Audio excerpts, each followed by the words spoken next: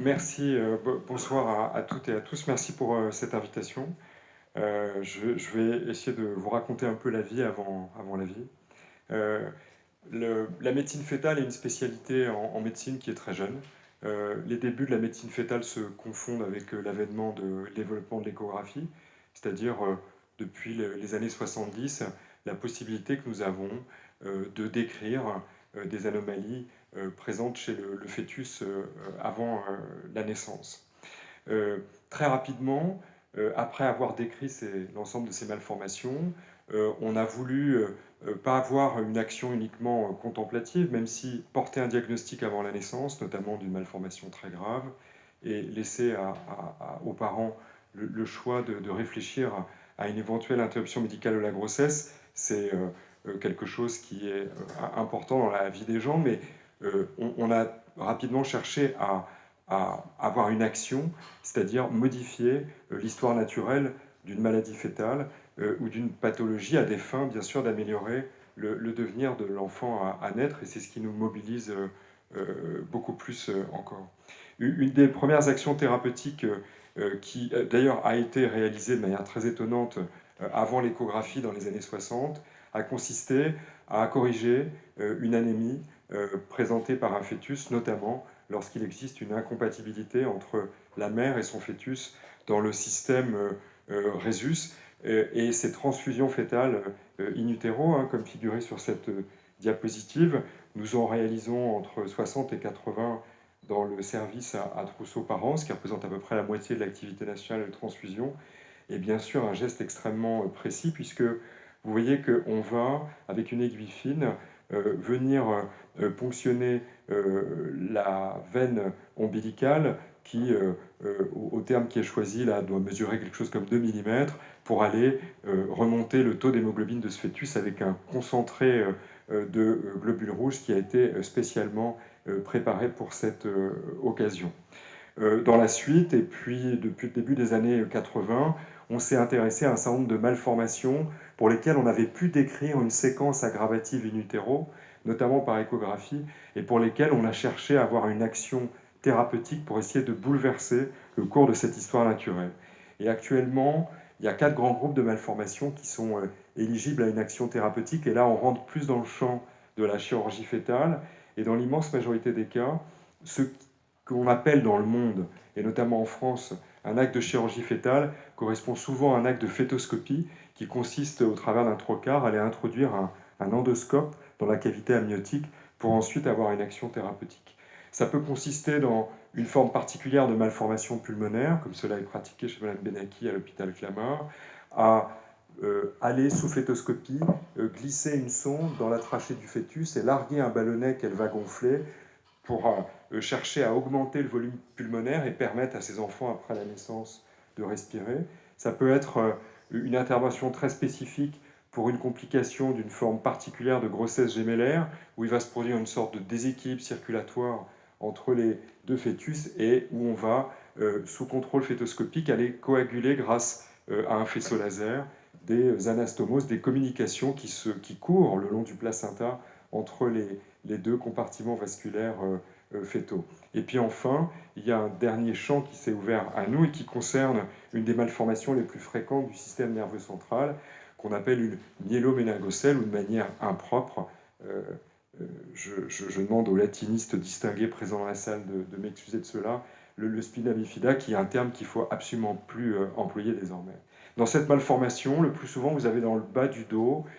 une ouverture anormale des corps vertébraux, et au travers de cette ouverture, vous avez une saillie de la moelle épinière et des racines nerveuses. Cette malformation est présente, fixée, tout est joué à la fin de la 4e semaine de développement, et pendant toute la gestation, ces structures nerveuses, moelle épinière et racines, vont être le siège de lésions qui rendent compte en particulier du caractère corrosif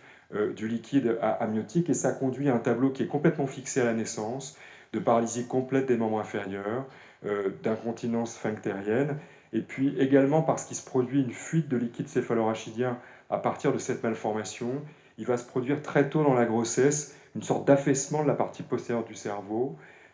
cette anomalie qu'on appelle l'anomalie qui arrive à perturber la circulation du liquide céphalorachidien qui se fait normalement dans les cavités présentes normalement dans le cerveau, conduire à un gonflement de ces cavités, une hydrocéphalie, ce qui va bien sûr obérer le devenir neurodéveloppemental de ces enfants. Or, ce point est très important parce que on peut mener une vie en fauteuil roulant si on a pu faire des études, si on a pu apprendre un métier, si on a pu obtenir son indépendance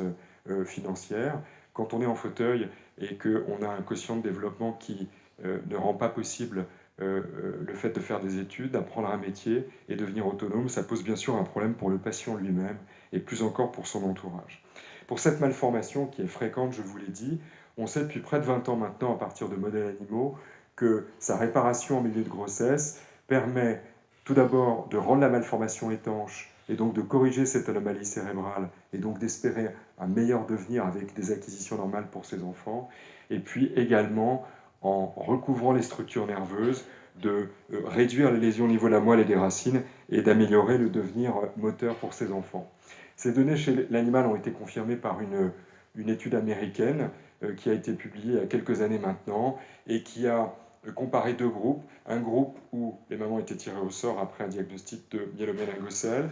entre chirurgie fétale un petit peu avant 5 mois ou prise en charge postnatale après la naissance. Et cet essai a conclu à un bénéfice que personne ne saurait contester, puisque le design de l'étude est absolument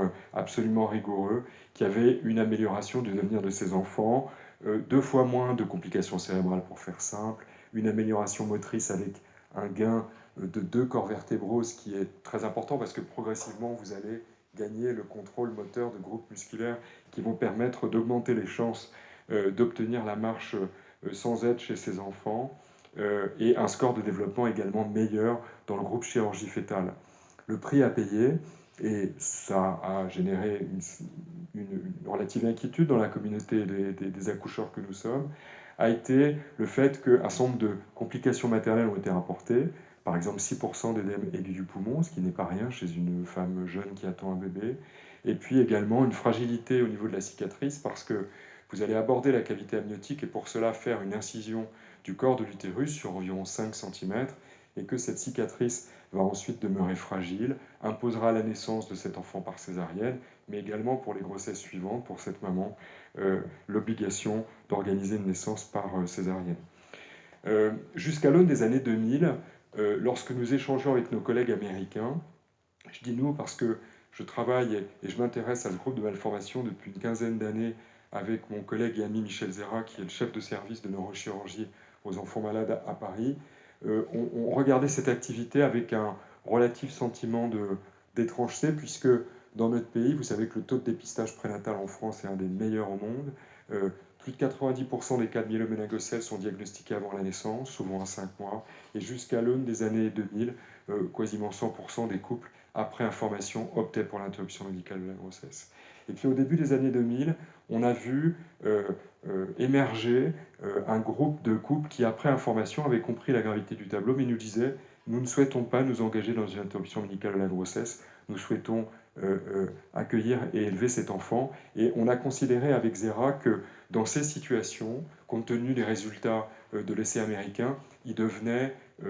inconcevable, et j'ai presque envie de dire non éthique, de ne pas offrir ce soin en France. Encore une fois, j'insiste, hein, pour les femmes ayant exprimé leur désir de poursuivre la grossesse. De là est né l'essai Prium, qui a été soutenu par l'assistance publique et qui nous a permis de proposer ce soin. Alors vous avez compris, c'est une technique dérivée de celle de la césarienne. Chirurgicalement, ce n'est pas très compliqué dans l'abord chirurgical. On va exposer l'utérus maternel. Je vous l'ai dit, pratiquer une incision sur 5 cm sur le corps utérin. On va avoir accès à ouvrir les membranes, donc accès à la cavité amniotique. Pendant tout ce temps, le fœtus reste totalement dans la cavité amniotique. Hein, il n'en sort à aucun moment. Et puis ensuite, au travers de cette petite fenêtre ouverte sur la cavité amniotique, on va venir exposer la partie inférieure du dos fœtal et permettre à une équipe de neurochirurgiens, qui est celle de Michel Zera, de pratiquer une réparation qui est une technique proche de celle qu'il utilise communément après la naissance, mais bien sûr qui va nécessiter beaucoup de finesse parce que les tissus fœtaux sont extrêmement fragiles, mais en parallèle, ils sont doués d'une capacité de cicatrisation et de régénération qui est tout à fait exceptionnelle. Euh, Très rapidement, un mot parce que c'est un résultat qui est inattendu mais qui me plaît beaucoup parce que au-delà du caractère relativement innovant de ce soin en France, on n'a rien inventé, les Américains le font depuis 10 ans, en toute humilité. Ça a aussi révélé quelque chose qui a trait aux soins courants et ça me plaît beaucoup. Vous voyez, plus de 70 couples qui nous ont rencontrés à Paris, qui venaient de France entière. Ces couples ont tous été vus et leur fœtus par échographie dans des centres experts en région. Vous savez qu'il y a un maillage très complet de la France métropolitaine et des DOM-TOM pour des soins d'expertise en médecine fœtale. Donc ces couples arrivaient chez nous avec un diagnostic de myéloméningocèle et dans près de 20% des cas, vous avez vu qu'on a redressé le diagnostic et on a expliqué à ses parents, c'est pas du tout une myéloméningocèle, c'est quelque chose qui ressemble à s'y méprendre à l'échographie, mais c'est une malformation de la même famille qui, elle, ne donne pas de paralysie. Donc vous voyez que le pronostic est totalement différent. Et bien sûr, ce résultat est très important parce qu'il nous rappelle que pour une malformation qu'on pensait maîtriser parfaitement, qui conduisait dans l'immense majorité des cas à une interruption médicale de la grossesse, il nous faut une étude très précise de l'anatomie fœtale, parce que vous avez compris que ces résultats nous laissent penser que dans le passé, certaines décisions d'interruption médicale de la grossesse auraient pu ou ont pu reposer sur des diagnostics erronés. Ce résultat est très important. Chaque semaine, on reçoit énormément de mails du monde entier sur des images où on nous demande notre avis en disant est-ce que ça n'est pas ce nouveau type de dysgraphisme que vous venez de décrire. Et ce résultat est, je crois, très important. À l'heure actuelle, nous avons opéré 11 fœtus. La dernière chirurgie a été faite, elle est faite avant 26 semaines d'aménorrhée, donc vers 4 mois et demi, il y a 2 semaines, jour pour jour. Une maman qui est d'origine lilloise et dont les suites ont été simples. Il y a donc à l'heure actuelle 10 enfants qui sont nés. Le dernier enfant est un petit garçon qui est né à Londres, puisqu'il s'agissait d'une maman française qui a épousé un papa britannique, Nobody's Perfect, et ce petit garçon va très bien. Alors, plusieurs choses très importantes, c'est que les complications que rapportent les Américains, notamment les édèmes du poumon, nous ne les avons pas observées. Pourquoi? Parce que le protocole d'anesthésie et le protocole de tocolyse, de traitement pour lutter contre les contractions utérines que nous utilisons, est différent du protocole américain parce que les autorisations de mise sur le marché sont différentes. Et ce protocole, qui est franco-français, a été réécrit pour nous par Agnès Riguzzo, qui est responsable de l'anesthésie à la maternité de l'hôpital Trousseau. Et puis, deuxième résultat important, et qui, je pense, est lié aussi aux modifications de la technique chirurgicale que nous avons décidé d'employer, une fragilité au niveau de la cicatrice dans notre expérience qui est moindre que celle rapportée par nos collègues américains, avec, en toute humilité, des effectifs qui sont très inférieurs, parce que vous savez comme moi que la sociologie et la législation de part et d'autre de l'Atlantique rendent les décisions parentale face à situations totalement différentes. Et puis enfin, on a, comme nos collègues américains, observé un gain moteur qui est identique. Alors on ne veut pas en rester là. Cette chirurgie, elle est actuellement le gold standard pour un couple qui souhaite une réparation prénatale pour cette malformation, mais on voudrait faire aussi bien que cette chirurgie à ciel ouvert en utilisant une technique de fœtoscopie. C'est une approche qui est comparable un petit peu à celle de la célioscopie, 2, 3 ou 4 trocars au travers desquels on va introduire une petite caméra, des instruments et une chirurgie qu'on espère pouvoir produire au moins des résultats identiques à ceux de la chirurgie à ciel ouvert. Actuellement, il y a 3 groupes dans le monde qui se sont lancés dans cette réparation fœtoscopique, avec encore des résultats qui sont insatisfaisants, beaucoup trop de ruptures prématurées des membranes, pas d'étanchéité complète de la malformation, moins de correction du retentissement cérébral de l'anomalie, et encore aujourd'hui, aucun résultat moteur concret, indubitable, tel que produit par la chirurgie à ciel ouvert. Alors, cette chirurgie, on ne la décide pas en lisant le dernier numéro de l'American Journal de notre spécialité. Il y a 15 ans de chirurgie expérimentale chez l'animal à l'école de chirurgie de la PHP qui nous ont permis d'acquérir toute la spécificité gestuelle et toute l'approche qui est particulière en matière de chirurgie fœtale, qui nous a permis de mettre au point un modèle chez le fœtus d'agneau qui mime un petit peu la malformation humaine, et puis de tester par fétoscopie différentes techniques de réparation par interposition d'un matériel prothétique en utilisant des cols biologiques, ou plus récemment en miniaturisant des techniques, là, beaucoup plus d'essence de réparation chirurgicale avec suture, et on a, à l'heure actuelle, beaucoup avancé dans ce domaine. Alors, la chirurgie à ciel ouvert demeure le gold standard, j'insiste sur ce point. J'espère pouvoir bientôt proposer, et je pense dans certaines formes de cette malformation, toutes ne seront pas éligibles, la fétoscopie, mais je crois que avant de faire cette proposition de manière raisonnable, il faut avoir un niveau de preuve et une antériorité, notamment en chirurgie expérimentale, qui puisse le justifier. Et puis enfin, on travaille beaucoup à des techniques complémentaires pour améliorer plus encore le devenir moteur et intellectuel de ces enfants, et notamment au travers d'une collaboration avec l'équipe de Jérôme Larguero à Saint-Louis. Et vous voyez, j'étais en consultation cet après-midi, et Lucie Guilbeault, qui est chef de clinique chez moi, ça c'est c'est les petits moments magiques de la PHP qui nous sortent un peu du marasme de la crise financière, de l'Ondam qui lamine nos comptes. Et vous voyez, au milieu de ma consultation, elle m'a envoyé un texto parce qu'on est en train de mettre au point un patch dans lequel on va mettre des cellules souches qui viennent de sang fœtal, qui vont se dédifférencier en neurones, qui vont sécréter des substances dont on espère un effet protecteur et bénéfique sur cette moelle et ses racines qui ont été abîmées. Et puis en parallèle, au travers d'une collaboration avec une équipe de l'Institut Imagine, on est en train de caractériser la composition de ces liquides amniotiques dans cette malformation, et on a pu, je vous livre ce premier résultat, on a pu,